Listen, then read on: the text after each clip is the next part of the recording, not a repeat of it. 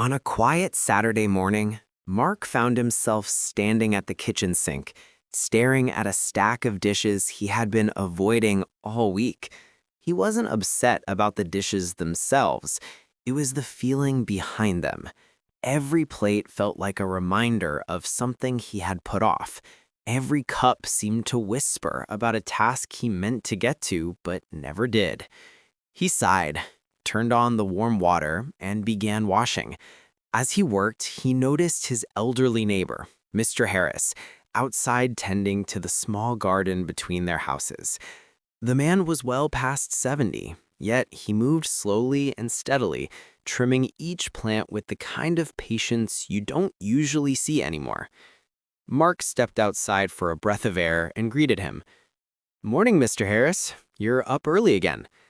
The old man smiled without looking up. "This little garden doesn't take care of itself. A few minutes every day saves me a lot of trouble later." Mark leaned against the fence. "I wish I had that kind of discipline. I always seem to let things pile up." Mr. Harris paused and finally looked over.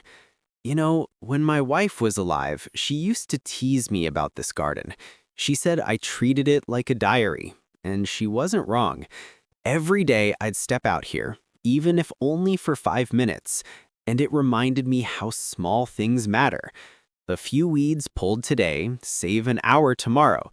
But more than that, those 5 minutes always told me how I was doing on the inside.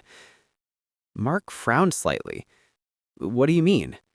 "Well," the old man replied, brushing dirt from his hands, "life rarely falls apart all at once. It frays in small places, a task we ignore, a feeling we push aside, a promise we delay. But the same is true for fixing things.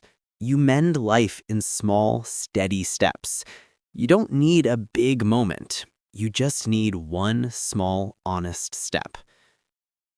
The words stuck with Mark far longer than the conversation lasted. Later that day, he went back inside, looked again at the dishes, and instead of feeling overwhelmed, he remembered the garden. He finished cleaning the kitchen. Then he made his bed. Then he replied to one message he had been putting off. None of it solved every problem he had, but each small action made the next one easier. By the end of the day, Mark felt lighter, not because life had changed, but because he had. And that became the lesson he carried forward. You don't need perfect timing. You don't need a burst of motivation. You just need one small, honest step. Most of the progress you'll ever make in life begins quietly. If this story brought you a bit of clarity or comfort, feel free to like the video and subscribe for more inspiring stories.